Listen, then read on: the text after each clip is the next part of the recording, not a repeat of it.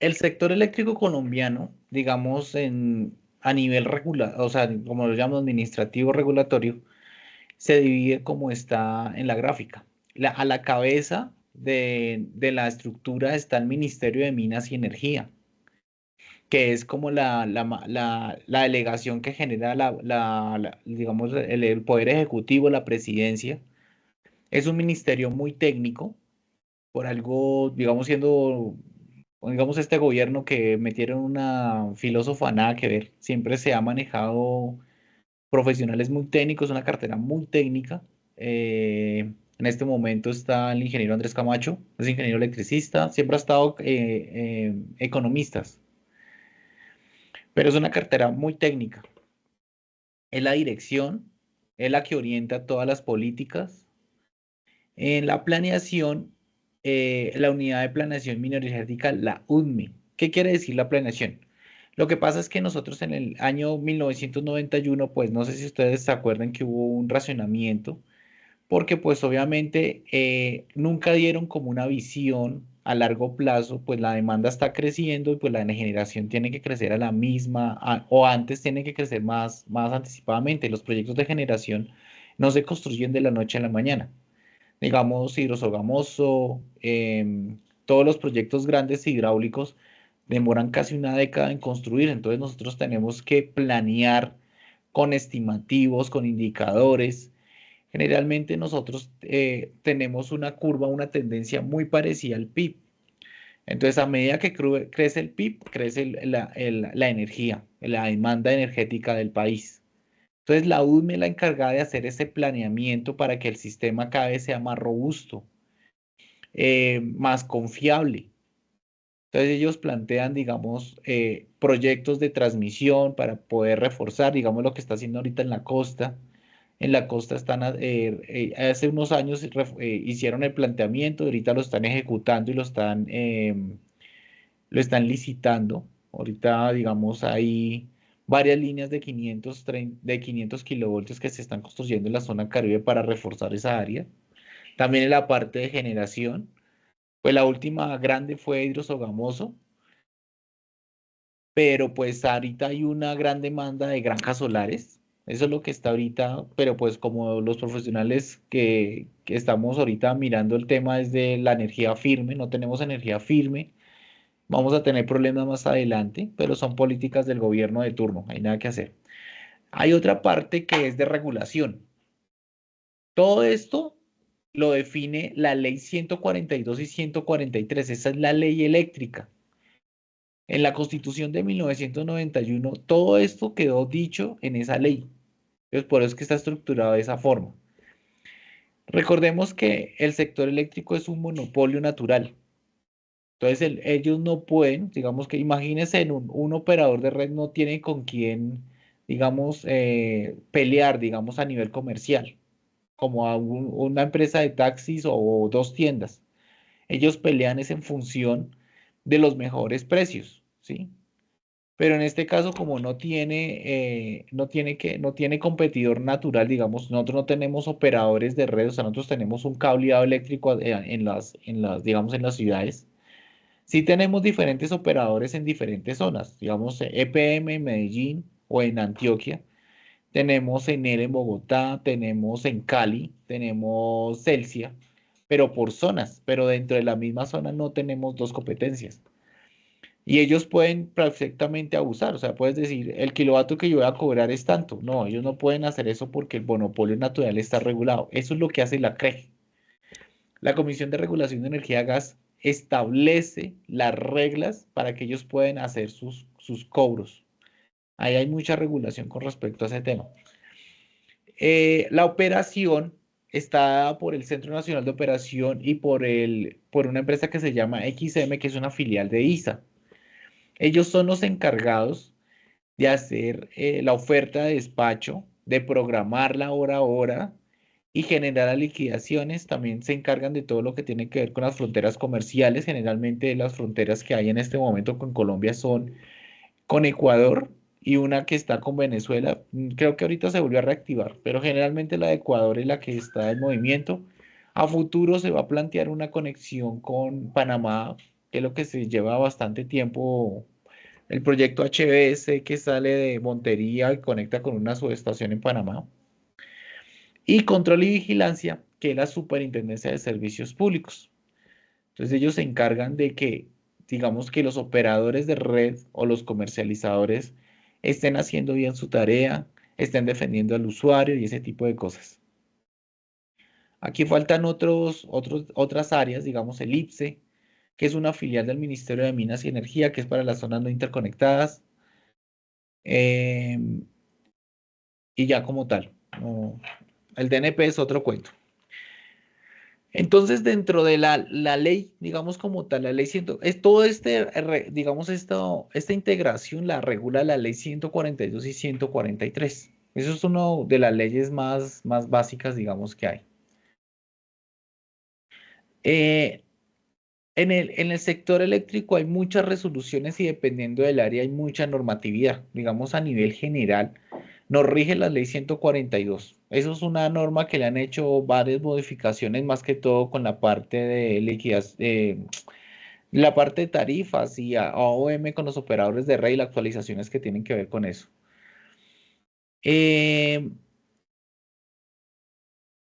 Hay bastantes resoluciones, digamos, esta página que habla sobre Synergy, digamos, hay unas que llamamos la ley principal a 143, las normas generales del sector eléctrico, entonces nosotros tenemos el plan de desarrollo, tenemos alumbrado público y hay un fin. Para la parte de distribución, pues tenemos nuestro código de redes, que es la ley 025 de 1995, en este momento tenemos otros. Otra actualización que se hizo en el 2018, no tengo recuerdo el nombre, en ese más que todo es la normatividad para conectarse a las nuevas redes existentes, los criterios que se deben tener, los parámetros técnicos, los parámetros mecánicos para hacer una línea de transmisión. Ahí hay mucha cosa, tanto en transmisión como en distribución. Está también la resolución 070 de 1998 que establece el reglamento de distribución, todo lo que tiene que ver con los operadores de red, subestaciones de alta a media, media baja, ubicación de transformadores, usuarios, reglamentos de usuarios, el manejo ¿qué? ¿Cómo se llama? El manual del usuario, el defensor del usuario, la facturación y un resto de cosas. Los cargos unificados por ciento y también tenemos normatividad sobre comercialización que tienen que ver cómo es que me cobran o cómo es que me facturan la energía. Entonces los cargos asociados, digamos ahí importante, la resolución 225 de 1997, que en este momento creo que también hay otra actualizada como en el 2009, creo que actualizaron otra. También tenemos la alumbrado público y la 119 de 2007, que es la regulación la normatividad de usuarios regulados. En síntesis, eso es, digamos, una norma, o sea, cada una de esas son leyes, ¿sí? Voy a hablarles de, eso tienen que ver con la parte de los agentes, generación, comercialización, distribución, ¿sí? Pero hay un documento, tres documentos que son, digamos, nuestra Biblia. El primer documento tiene que ver con el Reglamento Técnico de Instalaciones Eléctricas RETI. Es un reglamento que tiene su historia desde el 2002. Nosotros estamos este año estrenando RETI 2024, salió en mayo del 2024, aún lo estamos, digamos, digeriendo como tal. Este reglamento es ley, normaliza todo lo que tiene que ver con las instalaciones eléctricas a cada uno de los agentes, lo mínimo que debemos cumplir. Siempre está apoyado en otro documento que se llama la Norma Técnica Colombiana, la NTC 2050. La NTC 2050 también tuvo una actualización en el año 2022 o 2022, que es antes teníamos una NTC 2050 que era como nosotros somos muy allegados a la normatividad americana, la norteamericana, el NEC. Entonces, esa NTC 2050 fue una traducción literal del NEC de 1996. En Estados Unidos es muy recurrente la actualización de esa norma. Nosotros cada 2 años se está actualizando. Entonces, debido a que, digamos, desde el 96 hasta el 2022 no se había actualizado, hay muchas cosas que ya, digamos, ya no aplican. La generación distribuida, los paneles solares exigen nuevos criterios, nuevas normas, las baterías, y eso no estaba incluido entre la NTC, entonces se vio obligado, el Incontec es el encargado de actualizar esa norma, la actualizó en el 2022 copiando esa norma del NEC del 2017. Lo curioso de esa norma es que estamos en el 2024, o sea, ya entró desactualizada, porque pues obviamente hay muchas cosas que han cambiado del 2017 al 2024, sobre todo lo que tiene que ver con granjas solares. Hay muchas cosas ahí que han cambiado. Entonces el reglamento técnico de instalaciones eléctricas se compone de 4 libros. El primero son las disposiciones generales que define términos, o sea, en ese capítulo nosotros encontramos definiciones, abreviaturas, seguridad y salud en el trabajo, que es una fortaleza que tiene esta norma, y requisitos técnicos principales. Entonces, para el taller, acá hay unas definiciones muy importantes que se pueden apoyar para resolver esas inquietudes. El segundo, el libro, tiene que ver con los objetos productos del RETI. ¿Qué quiere decir eso? Si usted trae una o fabrica una tomacorriente, la tomacorriente tiene que cumplir ciertos ítems, ciertos criterios. Entonces, esto es lo mínimo que debe cumplir esa tomacorriente para que pueda ser instalada en el país. Si usted no cumple eso, no le van a dar a RETI y usted no puede comercializar nada. ¿Sí? O en el caso contrario, si usted importa un producto, digamos, va a importar tomacorrientes de China, esas tomacorrientes tienen que cumplir ciertos criterios y si pasan ese criterio, sí le dan el aval para que puedan, digamos, ser instaladas en el país. ¿Esto por qué nació? Esto nació debido a que antes de la ley 142, digamos, la ley 142, o estamos hablando de 1991, se provocaban bastantes incendios. Entonces, ¿qué pasaba en esa época? Llegaba el señor que construía la casa y era el mismo electricista. Entonces hacían las instalaciones sin norma. Eran instalaciones peligrosas, con riesgos y eran, digamos, sin conocimiento, digamos, de la infraestructura eléctrica. Entonces eso se presentaba para incendios. Por eso fue que se reglamentó. Pero desde la ley 142 del 93 hasta el 2002, nunca hubo una norma que le exigiera a ese tipo de personas, digamos a los civiles. Los civiles en esa época construían de todo y solo metían cables y que les llegara la bombilla y pare de contar, pero las instalaciones quedaban muy mal hechas. Entonces, debido a eso, se creó el RETI en el 2002 como una forma para proteger y asegurar las instalaciones eléctricas con lo mínimo que deben cumplir. Entonces, del 2002 al 2008 se creó una nueva RETI. Ese del 2008 duró hasta el 2024.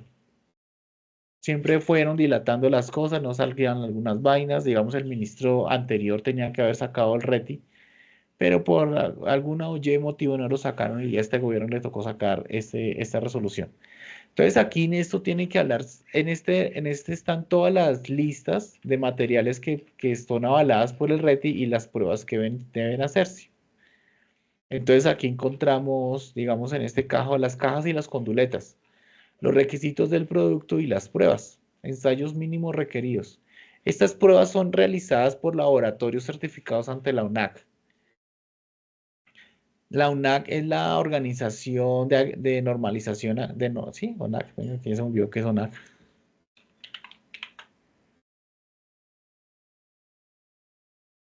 UNAC Colombia. Organismo Nacional de Acreditación. Entonces ellos acreditan unos laboratorios especializados para que ellos puedan certificar estos productos. Entonces usted pasa su producto, usted paga un valor y ellos hacen todos estos mínimos de pruebas y ellos entregan un aval. Entonces cuando ya dan el aval, ellos se emiten un certificado producto RETE y usted ya puede comercializar su producto. Sin ese certificado usted no puede hacer mucho. El otro que es importante es el libro 3, que es el más importante, son las instalaciones. Si usted como ingeniero técnico entra a diseñar o a construir o a hacer interventoría o a intervenir en una instalación, tiene que cumplir lo que diga este capítulo como tal. Usted no puede hacer, digamos, un cableado digamos, no cumplir el código de colores sin usar colores, digamos, para las dos fases, color negro, digamos, o color blanco, o color verde. Acá hay una norma que exige un código de colores para los conductores y usted lo tiene que respetar. Entonces, si usted hace bien su tarea, ya es conocedor de esta norma como tal y determina, hace su instalación, llega después un auditor a revisar su instalación y si todo está cumpliendo, le genera una declaración por organismos para que usted pueda seguir con su trámite. Esto es un documento muy importante porque es lo que pide el operador de red para que usted pueda conectarse. ¿Sí? Entonces aquí en este capítulo 3 está todo lo que tiene que ver cómo hacer las instalaciones o lo mínimo que debe cumplir de acuerdo si está haciendo transmisión, si está haciendo generación, si está haciendo distribución o está haciendo usuario final. Entre el usuario final hay instalaciones especiales como piscinas, minas, áreas clasificadas y otro tipo de cosas. También habla algo de granjas solares, de parques fotovoltaicos y ese tipo de cosas, de seguridad eléctrica y ese tipo de vainas. Muy recomendado leer ese capítulo. Ay, y el último, el RETI se encuentra en la página del Ministerio de Minas, ¿no? La evaluación de la conformidad es todo el capítulo que tienen que hacer los inspectores y todo el proceso para poder acreditar que su instalación está acorde bajo los lineamientos del RETI y bajo un perito. Ese perito es el inspector. Entonces ellos aquí hablan sobre las reglas para ser inspector, cómo es que se debe hacer la inspección, los documentos que deben entregar y ese tipo de cosas.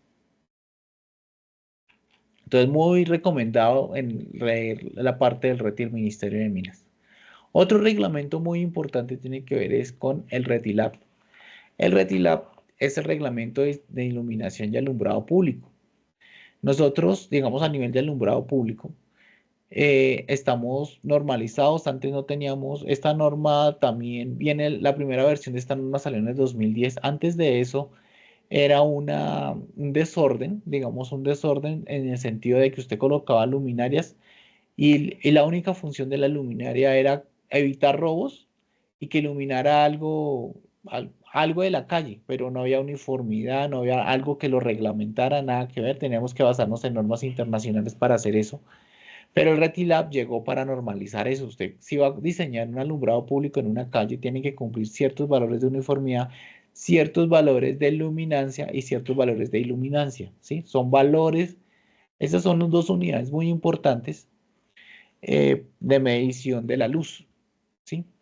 Entonces ahí explican tecnologías, explican formas de calcular o diseñar las responsabilidades del diseñador, interventor y también eso tiene un organismo de inspección a través de un auditor que certifica si su instalación cumple o no cumple esta normatividad, ¿sí?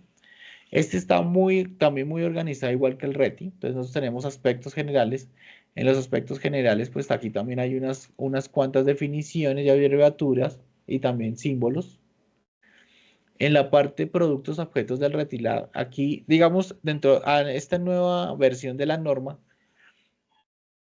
se separó, el retilado a veces tenía cosas del reti. Aquí ya no se pisaron los talones, sino dejaron todo lo eléctrico en el reti y todo lo fotométrico en el retilado. ¿Sí?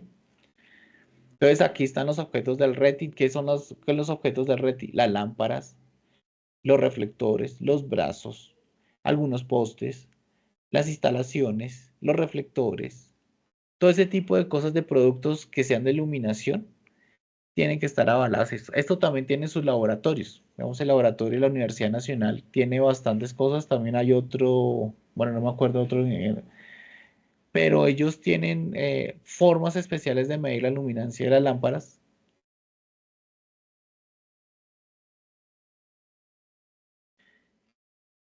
Productos para los túneles, decorativa, los accesorios electrónicos, la parte de telegestión y ese tipo de cosas.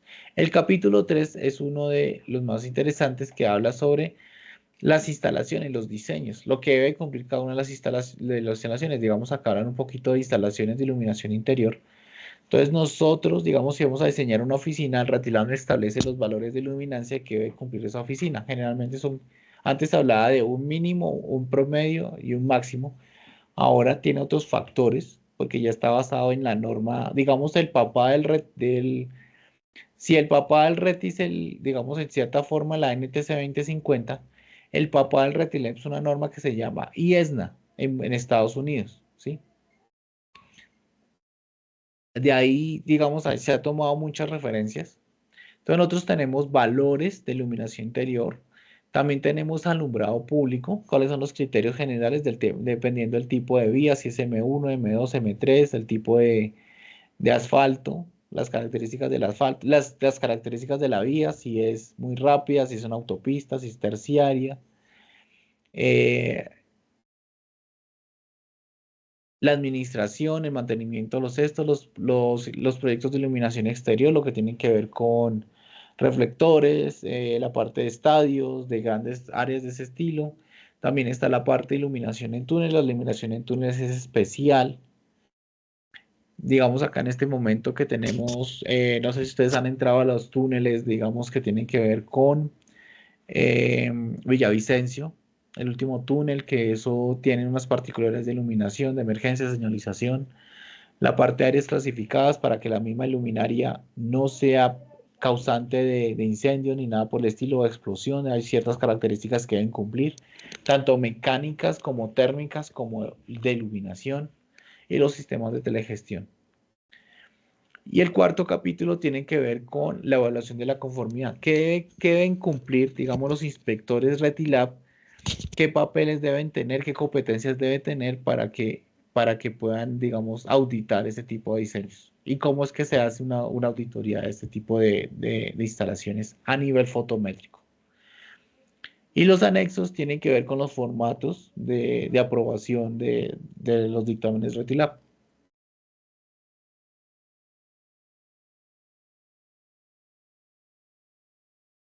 Bueno, ya hablé un poquito del RETI. Oye, es hablar del RETI, podemos quedarnos aquí em, 6 meses, yo creo que más. Entonces, la normativa eléctrica colombiana,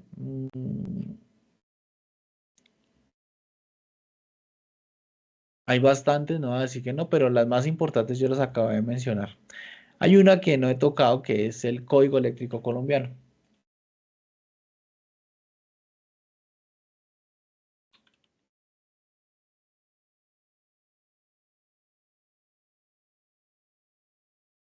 Listo. El Código Eléctrico Colombiano es un documento, eh, digamos, lo es manejado por el Incontec. Es la Biblia de nosotros. O sea, el RETI, vamos, ya el RETI es una Biblia, este es un libro de construcción de consulta, es nuestra orientación. Ambos libros siempre se complementan. Antes, en el antiguo RETI, era obligatorio los 7 primeros capítulos de la NTC 2050, casi todo. Ahorita, el nuevo RETI le bajó un poquito las especificaciones, porque es que el NEC la NTC es bastante robusta en ciertas instalaciones. Entonces, para poder, digamos, llevar un poco de, eso tiene que ver más que todo con las políticas sociales, de que hay proyectos de electrificación que por cumplir NTC 2050 ya por costo se vuelven inviables. Entonces, lo que trata de hacer el ministerio a través de, digamos, de sus asesores y los dictámenes de lo que tiene que ver con las tarifas justas y la transición justa y no llevar más costos ahí para reducir un poquito los costos de esos proyectos, lo que se planteó fue que el RETI vinculara a la NTC 20 en ciertos artículos. Te explico. Si yo estoy hablando de instalaciones hospitalarias, él recomienda los artículos que tienen que ver con respecto a instalaciones hospitalarias, las especiales. No se comienza a hablar de todo la NTC 2050 como estaba antes. Si estoy hablando de minas, también esto. Si estoy hablando de piscinas, me dice el artículo como tal.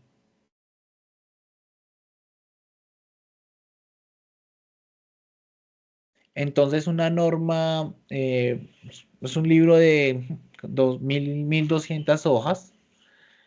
eh, Generalmente se encuentra pues obviamente que esto hay que comprarlo, digamos, esto tiene derechos de autor, pero generalmente dentro, en el mundo de Internet se encuentra la primera versión. Hay cosas que han cambiado, pero recomiendo que en este momento eh, se vaya usando mejor o se vaya aplicando, digamos, el código eléctrico colombiano. A nivel internacional, nosotros tenemos la NFPA, digamos. la NFPA para Estados Unidos y la IEC para Europa. Son dos normas que también involucran no solamente la parte eléctrica, sino también la parte de sistema contra incendio, la parte de bombas, de grupos electrógenos, de sistemas de... Hay muchas cosas en función los sistemas para salvaguardar la vida como lo hace la NFPA, ¿sí? La IEC sí es normatividad europea. Entonces, siempre vamos a tener en el mercado las dos. Nosotros en Colombia somos más americanos, somos más NFPA, pero en algunos ítems, como digamos en los partes de líneas de transmisión, hay muchos ítems que tenemos que ver con la IEC. Me explico. Digamos la normatividad de rayos. La norma de rayos en este momento es la NTC 4552, pero su papá, por el lado americano, es la NFPA 780, que casi no la aplicamos, pero por el lado europeo, el IS 62305, que sí la usamos. Es más parecida a la IS 62305. Entonces nosotros en el país siempre vamos a tener la mezcla de las dos, pero prioriza siempre el NEC, la americana. Ya el taller como tal, por ahí lo estuve mirando, el taller que tienen que desarrollar pues simplemente es conceptos generales de normatividad y leyes. Entonces, ¿qué es una norma? Esto lo encuentran dentro del RETI. Economía circular, pues sí tienen que investigar un poquito esto porque esos términos no están en el RETI, pero sí debe estar en la bibliografía del curso o si no en Google. Aquí hablan un poquito del RETI, RETILAB, RETIQ y RETICIS. Se me olvidaron estos. Dentro de la página del ministerio hay más reglamentos técnicos. O sea, no solamente está el RETI y el RETILAB, también encontramos el reglamento de etiquetado. ¿Qué es el reglamento de etiquetado? El reglamento de etiquetado tiene que ver con la parte de eficiencia energética que se montó en el programa de PROUR en el 2002, que en el cual se quitaron lámparas. Lo más impactante que hubo de eso fue que cambiamos de lámparas incandescentes a tecnología. En ese momento estaban manejando fluorescente y ahorita estamos manejando LED. ¿Por qué? Porque es que la incandescente, aparte de iluminar, teníamos más pérdidas, o sea, más se perdía en calor que lo que iluminaba. Entonces, eso era ineficiente. Entonces, en el RETICU se estableció unas normas de etiquetado para establecer qué tan eficiente es un electrodoméstico o un equipo. Me explico, de pronto una nevera. Cuando ustedes van a una nevera, hay una categoría, ahí la clasifican con un número de estrellas y usted simple va a mirar, va a ver la eficiencia. Entonces no es comparable una nevera de hace 10 años con una nevera de ahora. Las neveras de hace mucho tiempo usaban compresores mecánicos, sistemas de enfriamiento muy, muy básicos, y mientras que los de ahora usan tecnología inverter, son más especializados, tienen un control PID mucho más estable y más preciso. Y el otro reglamento que ese sí es nuevo de este año es el RETICIS. El RETCIT es el de instalaciones térmicas, todo lo que tienen que ver con colectores, calentadores de agua, calderas. Todo este tipo de cosas están reglamentadas, esas instalaciones están reglamentadas en este reglamento como tal. Entonces ahí está, aquí en el primer concepto, pues es relacionar cada una con su este. Luego hay un ejercicio que dice la ley, pues generalmente ley 143 de 1994. La resolución, bueno, que hay unas cosas que toca investigar un poquito más, son normas, digamos ley 1151, la ley 1715. La ley 1715 es la ley de energías renovables. Con eso se incentivó la generación distribuida en el país. Fueron los medios, digamos, para incentivar. Ellos están exentos de algunos aranceles, de algunos IVA, a pesar de que son equipos importados, pero si usted justifica eso, hay reducciones arancelarias por ese lado. Entonces es un trabajo de completar la frase. Digamos, la CREC 038-2014, que se dio acceso, esta es Ah, sí, la CREC 038-2014 es la que nosotros llamamos de fronteras comerciales. Entonces, dentro de esa norma, cuando entramos a revisar, pertenece ¿a qué? Es una norma que dio acceso a las plantas menores de 20 megavatios. Antes no se podía. Antes usted no, al sistema de transmisión nacional no se podía conectar con, me parece que con 50. Y por eso es que hay mucha parte de autogeneración y cogeneración, digamos, en Cali.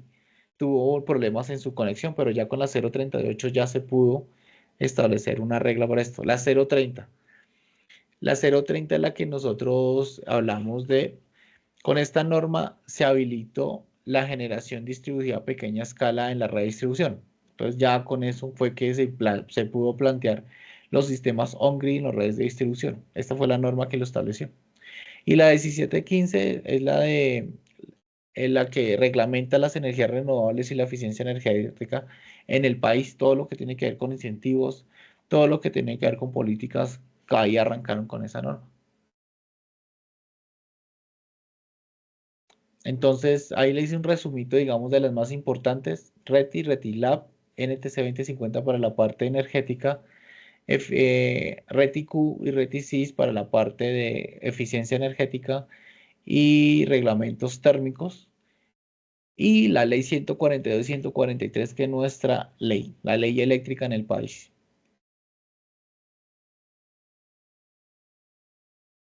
No sé si tengan alguna pregunta o algo de la presentación que les acabo de dar.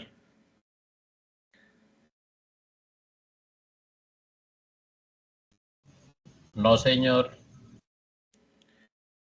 Listo, entonces la profe les estará entregando, digamos, ese ejercicio, es más de investigación. Pues, digamos, hay unos, como les diga, algunos tips, busquen en la página del ministerio, descarguen las definiciones que tiene el RETI y el RETILAB.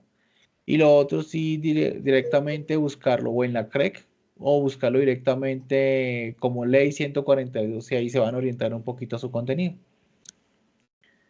Bueno, muchachos, gracias, profe, por su tiempito, por la explicación.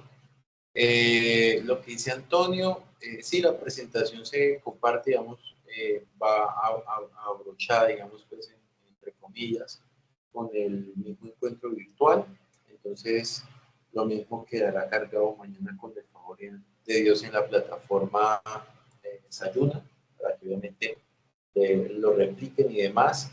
Les encargo, chicos, que la información que se esté compartiendo, ¿no? Por el grupo, traten de si conocen chicos que están como un poquito frenaditos con el proceso, como compartirles lo mismo para que vayan a apostarles un poquito al tema de ponerse como al orden de las clases, ¿sí? Siempre les he dicho que estoy abierto siempre a apoyarlos en las aperturas de las actividades que ya se hayan finalizado y que por tiempo no hayan podido cumplir. Entonces, pues nada, yo por el momento le doy terminación a la grabación. Voy por otra clase, entonces yo por el momento me despido, muchachos. Gracias al profe por la atención. La grabación queda subida mañana con el favor de Dios. Y pues bueno, cualquier cosita nos estamos hablando, muchachos. Dios los bendiga. Muchas gracias, profe.